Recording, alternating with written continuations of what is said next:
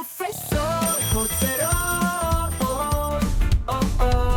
Pozzerò professor, non so fuori ai sol, Pozzerò professor, Pozzerò,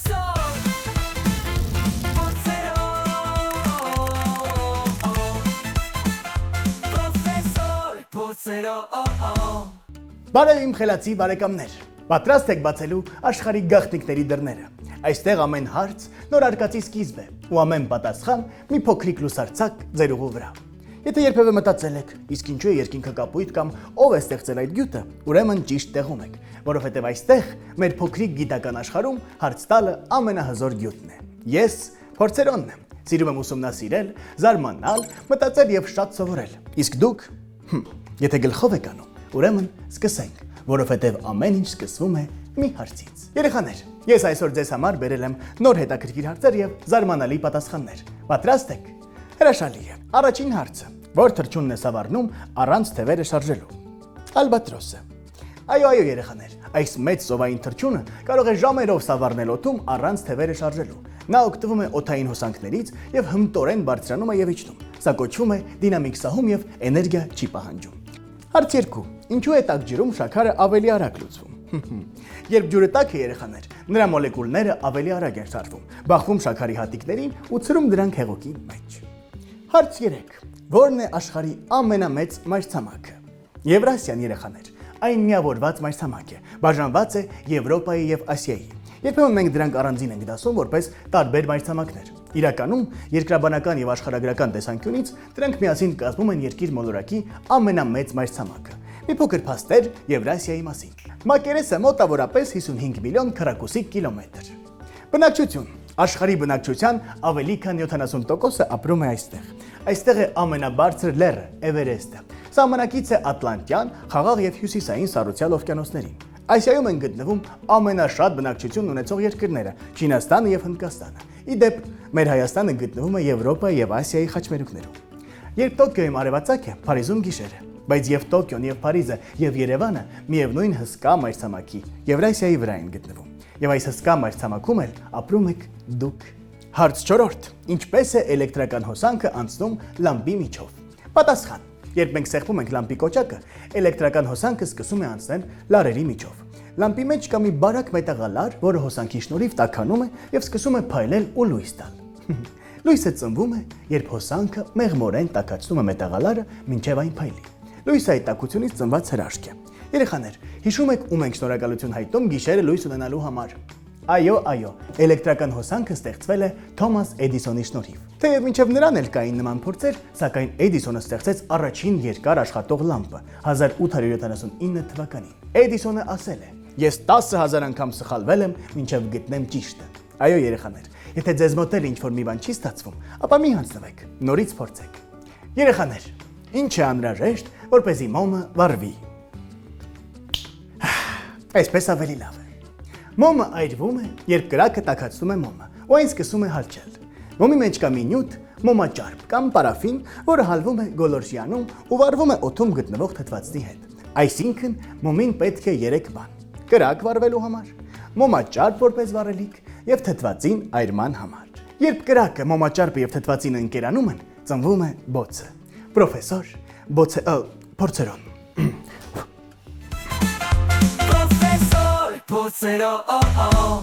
Երեխաներ, շարունակում ենք ճամփորդությունը դեպի գաղափարներ, որոնք փոխել են աշխարհը։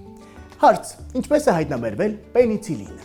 Պատասխան. 1928 թվականին բրիտանացի գիտնական Ալեքսանդր Ֆլեմինգը վերադարձավ իր լաբորատորիա արձակուրդից հետո։ Նա իր աշխատասեղանին թողել էր մի ափսե, որի մեջ սննդի մնացորդ էր եղել։ Նկատեց, որ այդ մնացորդի վրա բորբոս է աճել, լատիներեն Penicillium notatum անունով։ Դա բորբոսի տեսակ է։ Պենիցիլինը առաջին հակաբիոտիկն է, երեխաներ։ Բնական նյութ է, որը սպանում կամ արգելափակում է բակտերիաների աճը։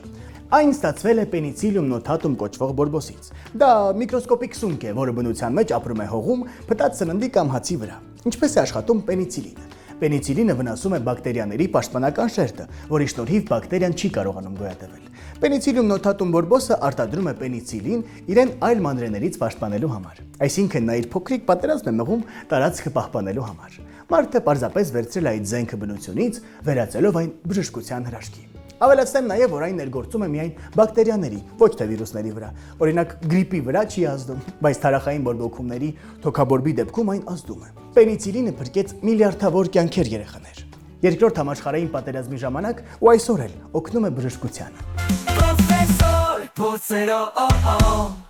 Ով է տպագրության մեքենայի հեղինակը։ Հարցերոն, ասա որ շատ հետաքրքիր հարցեր են։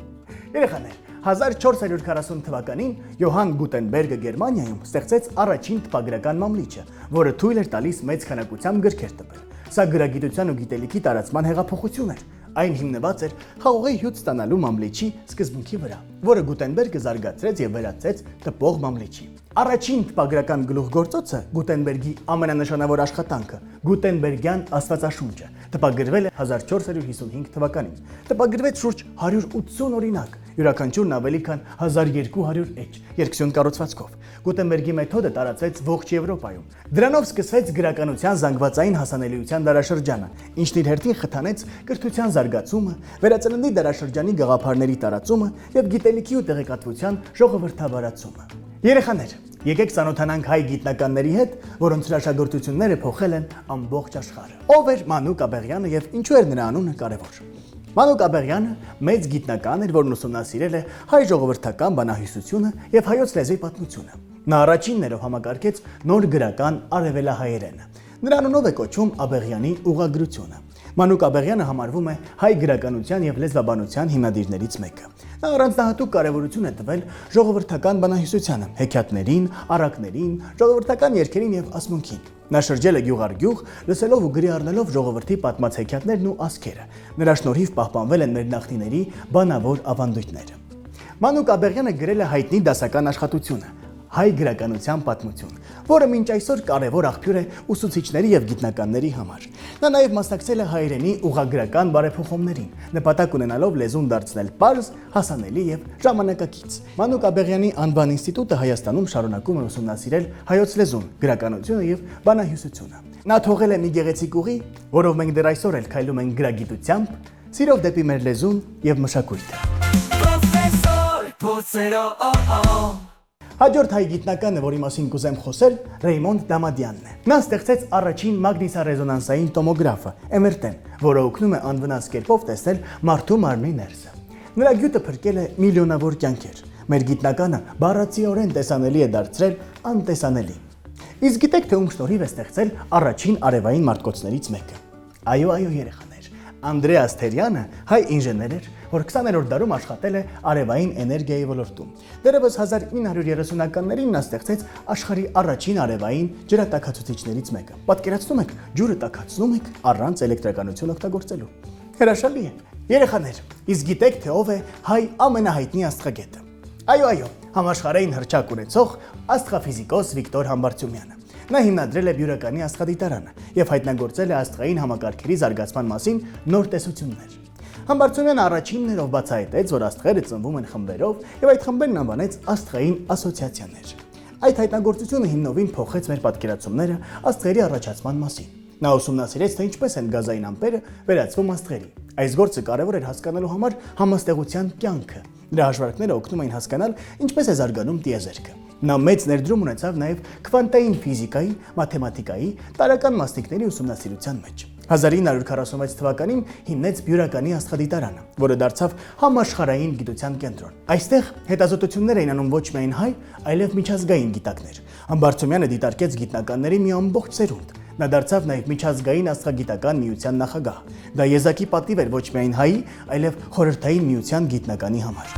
Պրոֆեսոր փորձերով Իսկ այժմ խոսենք արվեստից։ Եկեք մի փոքր պատմեմ Ռուբեն Մամուլյանի մասին։ Թե ով էր նա, մենք բոլորս էլ գիտենք, կինոյի եւ թատրոնի հայ ազգի ռեժիսոր, որն ապրելով Ամերիկայում իր տաղանդը ցույց տվեց ամբողջ աշխարհին։ Նա առաջիններից էր, ով կինոյում տեղադրեց երաժշտություն, դերասանի արտահայտիչ շարժում, նորարար տեսախցիկային հնարքներ։ Նա առաջիններից էր, ով համադրեց ձայնը եւ պատկերը կինոյում։ Նրա ֆիլմերից մեկը Ափլոս, ինչը նշանակում է ծափահարություն, համարվում է աշխարհում առաջին ձայնային ֆիլմերից թատերական բեմադրության ոճով։ Մինչ ուրիշ ֆիլմերում տեսախցիկը միայն մեկ դիրքով էր տրվում, ապա Մամուլյանը շարժում էր այն։ Նա օգտագործեց երաժշտությունը ոչ միայն որպես նվագակցություն, այլ որպես զգացմունք փոխանցող միջոց։ Նա ստեղծել է ամերիկյան մյուզիկլը։ Նա հավասար է ժամանակի մեծագույն ռեժիսորներին։ Նրա աշխատանքները մինչ օրս ուսուցանվում են համաշխարհային կինոդպրոցում։ Իսկ դուք գիտեք, որ Ռուբեն Մամուլյանն ունի աստղ։ Այո, Ամերիկայում, Հոլիվուդում մի երկար փողոց կա, որը մարդիկ անվանում են Փարքի ճեմուղի։ Այդտեղ գետնի վրա փայլում են հազարավոր աստղեր, բայց դրանք ոչ թե երկնքից են ընկել, այլ տրվել են մարդկանց, որոնք լույս են սփռել արվեստի միջոցով, եւ այդ աստղերից մեկի վրա գրված է Ռուբեն Մամուլյան։ Մի հայի, ով Թիֆլիսում էր ծնվել, բայց իր երազանքով հասել էր Հոլիվուդ։ Նրա ռեժիսորական տաղանդը այնքան մեծ էր, որ Ամերիկայի կինոաշխարհը որոշեց, որ Մամուլյանի անունը պիտի փայլի հավերժ։ Ռուբեն Մամուլյանի աստղը տեղադրվել է Հոլիվուդի Փարքի ճեմուղում 1960 թվականին։ Ռեժիսորն արժանացել է այս պատվին ձայնային կինոյում եւ մյուզիքլների ու գեղարվեստական ֆիլմերի զարգացման մեջ մեծ ավանդի համար։ Հանձնարարություն։ Մոտակա ազատ օրը դիտում ենք Ռուբեն Մամուլյանի ֆիլմերից։ Դե իսկ ես անցնեմ հաջորդ հարցին, որը տեսահարց է։ Եկեք միասին դիտենք։ Պրոֆեսոր փորձերով Բարև պրոֆեսոր, ես Դանիել եմ, ես չեմ սիրում սպասել։ Իմ մոտ ընկերը անդադ ուշանում է։ Ինչ անեմ, պրոֆեսոր։ Պրոֆեսոր փորձերով Ես այնքան եմ քեզ հասկանում, հարցերով էլ ամեն անգամ ուշանում է։ Թեև ինձ խոսք է տվել, որ էլ չի ուշանա։ Եկեք միասին այցելենք Աքսանային եւ բարձենք, թե ինչ անել, երբ ընկերդ ուշանում է։ Պրոֆեսոր փորձերով Ողջույն սիրելի երեխաներ, մեր կյանքում հարաբերությունները հատկապես ընկերական, շատ կարևոր դեր ունեն, բայց նույնիսկ ամենամոտ մարդկանց հետ երբեմն առաջանում են դժվարություններ։ Այսօր կտեսնենք մի պատմություն, մի իրավիճակ, երբ ընկերդ հաճախ ուշանում է։ Ինչպես արձագանքել՝ լռել, վիրավորվել, թե խոսել բաց ու անկեղծ։ Մենք միասին կվերլուծենք երկու տարբեր իրավիճակներ եւ կփորձենք հասկանալ ինչ է տեղի ունենում մարդու հետ նման պահերին։ Սա պարզապես պատմություն չէ, սա կյանքի շփումների եւ փոխվստահության մասին է։ Սա Մարիամն է։ Նա 13 տարեկան է։ Նա սպասում է իր մտերիմ ընկերոջը, Նարեկին։ Մարիամի եւ Նարեկի ընկերությունը շատ ամուր է։ Նրանք հաճախ են հանդիպում դասեր անելու, զբոսնելու եւ կինո գնալու համար։ Բայց վերջին ամիսներին Նարեկը միշտ ուշանում է։ Մարիամի համար դա սկսում է խնդիր դառնալ։ Մարիամը կանգնած է այգում եւ նայում է ժամացույցին։ Նարեկը կրկին ուշանում է։ Արդեն 20 րոպե։ Մարիամը նեղված սպասում է։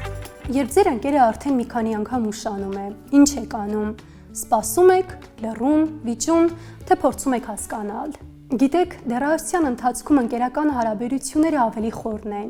բայց հաճախ բախվում են սահմանների եւ հարգանքի հարցերին։ Երբ մեկը հաճախ ուշանում է, մյուսը կարող է մտածել. ինձ չեն հարգում, ես ժամանակս անիմաստ վատնում եմ, ինձ չեն կարևորում, եւ դուք ունեք ձեր զգացմունքները արտահայտելու իրավունք։ Մարիամը բարկացած է, բայց որոշում է ոչինչ չասել։ Երբ Նարեկը վերջապես գալիս է, շփտալով, ասելով, որ կներես գործեր կային, Մարիամը ստիպված ժպտում է, բայց հոգու խորքում նեղացած է։ Հաջորդ օրը Նարեկը կրկին ուշանում է։ Այս անգամ Մարիամը ուղղակի չի սպասում եւ գնում է։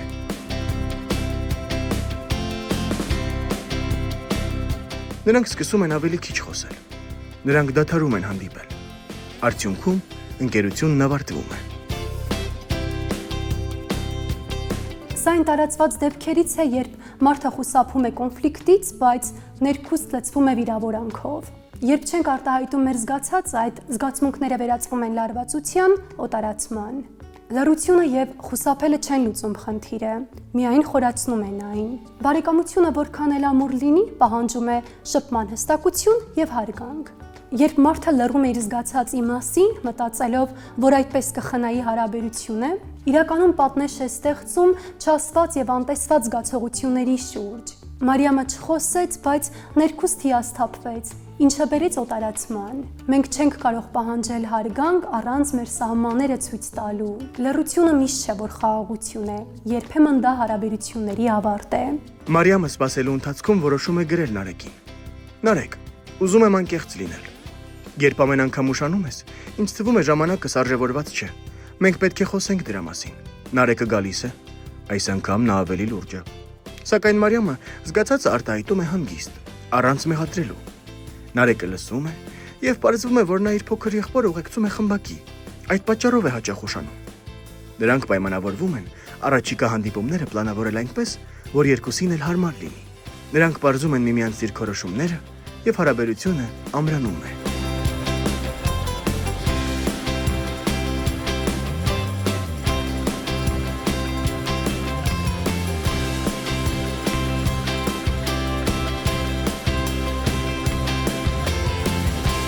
Իր հույզերի մասին խոսելու Մարիամի ընտրածուղին կարևոր հմտություն է, այն խորացնում է կապվածությունը։ Նա ոչ թե մեղադրեց, այլ հարգանքով խոսեց իր զգացածի մասին։ Այդ պահին Նարեկին հնարավորություն տվեց նույնպես լինել անկեղծ։ Սա փոխադարձ վստահության սկիզբն էր։ Տեսանք երկու տարբերակ՝ մեկում լռություն եւ հարաբերությունների խզում, մյուսում խոսք եւ վստահություն։ Հարաբերությունների մեջ կարևոր է ոչ թե չսխալվելը, այլ մեր հույզերի եւ զգացածի մասին խոսելը առանց քննադատության։ Ձեր հույզերը կարևոր են եւ դուք իրավունք ունեք արտահայտելու դրանք։ Ընկերը նա չէ, ով չի սխալվում, այլ նա, ում հետ միշտ կարելի է խոսել, լսել եւ հասկանալ։ Եվ հիշեք, առողջ հարաբերությունների հիմքում միշտ կա փոխադարձ հարգանք, ժամանակի արժեքը ճանաչելու պատրաստակամություն եւ ամենակարևորը՝ բաց ու անկեղծ շփում։ Սիրելի երեխաներ, մանկության տարիներին ունեցած դժվարություններից խուսափել պետք չէ։ Դրանք ձեզ դարձնում են ավելի դիմակայուն եւ պատրաստում հասուն կյանքի։ Պրոֆեսոր Փոցերո Երեխաներ, ժամանակին գալը հարգանքի նշան է։ Եթե ուշանում եք, նախորոք տեղեկացրեք, որովհետև ժամանակը ոսկի է, ինչպես եւ ոսկի է ձեր հարցերը։ Ուղարկեք ինձ այդ հարցերը այս էլեկտրոնային հասցեին։ Դե ինչ, իսկ հիմա ուզում եք դիտել հետաքրքիր գիտափորձ։ Շատ լավ է, ուրեմն շարժվենք առաջ։ Պրոֆեսոր Փոցերո Ասա կոնցենտրացիա։ Կոնցենտրացիա։ Ապրես։ Ողջույն սիրելի երեխաներ, այսօր մենք ձեզ համար կատարելու ենք շատ հետաքրքիր գիտափորձ եւ այդ հարցում ինձ կօգնի իմ գործընկեր Մարկը։ Ողջունենք Մարկ։ Ողջույն։ Այս գիտափորձի համար մեզ անհրաժեշտ է տաք եւ սառը ջուր, դատարկ տարա եւ փուչիկ։ Սկսենք գիտափորձը Մարկ։ Մարկ, ինչ ես կարծում, այս տարան լիքն է թե դատարկ է։ Տատայ։ Ոչ, Մարկ, այս տարան լիքն է օդով։ Այստեղ լցված է օդով, սիրելի երեխաներ, իսկ օդը տարբեր ջերմաստիճաններում իրեն տարբեր կերպ է պահում։ Հիմա տեսնենք այդ, հա? Տեսնենք տաք ջրի մեջ ինչպես իրեն կպահի օդը։ Հիմա փուչիկը ամրացնենք տարային։ Գնաց։ Հիմա ձեռքը տենկում ենք տանում։ Օպաս։ Եղավ։ Հիմա դնում ենք սառը ջրի մեջ։ Ինչա տեղի ունենում։ Տեսար, մի հատ էլ ենք դնում տաք ջրի մեջ։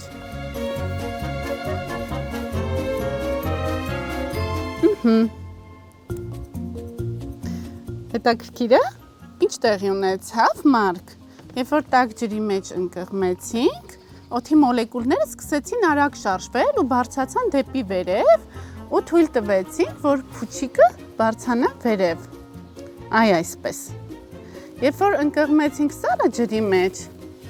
օդի մոլեկուլները ընդհակառակը իջան ավելի ներքև, ավելի հանգիստ են իրենց պահում եւ փուչիկը այդ պատճառով իջնում է ներքև։ Տաքի մեջ բարձրանում է։ Սառի մեջ հակառակը։ Հետաքրքիր էր, Մարկ։ Ահա այսպես երեխաներ, դուք էլ կարող եք տանը ձեր ծնողների օգնությամբ կատարել այս գիտափորձը եւ ուղարկել փորձերոնին։ Հաջողություն։ Պրոֆեսոր Փոցերո Սիրելի ընկերներ, աշխարհը լի է գաղտնիքներով։ Հիշեք, յուրաքանչյուր մեծ գյուտ սկսվել է մի պարզ հարցից։ Մի վախեցեք չիմացած բանից։ Եղեք համարձակ։ Ամենամեծ ուժը հարց տալու եւ սովորելու ցանկությունն է։ Երբ ուրիշները կասեն դա անհնար է, դուք կժպտաք եւ կպատասխանեք։ Իսկ եթե փորձենք, ընկերներ, ձեր հարցերը շարունակում ենք ուղարկել մեր էլեկտրոնային հասցեին։ Ես, ձեր պրոֆեսոր Փորձերոնը, միշտ ձեր կողքին եմ այնտեղ, որտեղ ծնվում են հարցերը եւ ծաղկում է գիտելիքը։ Ցտեսություն բարեկամներ, մինչ հաջորդ հանդիպում եւ մի մոռացեք, աշխարհը սպասում է ձեր փոքրիկ մեծ հարցին։ Հարցերոն ձերքով արա։ Հարցերոն ձերքով արա։ No importa el color, Արայշ ser un profesor, no la sufrir al sol. գնացինք։ Ser un profesor, profesor, ser un profesor, no la sufrir al sol. Ser un profesor. Professor, professor Pozzero Professor Pozzero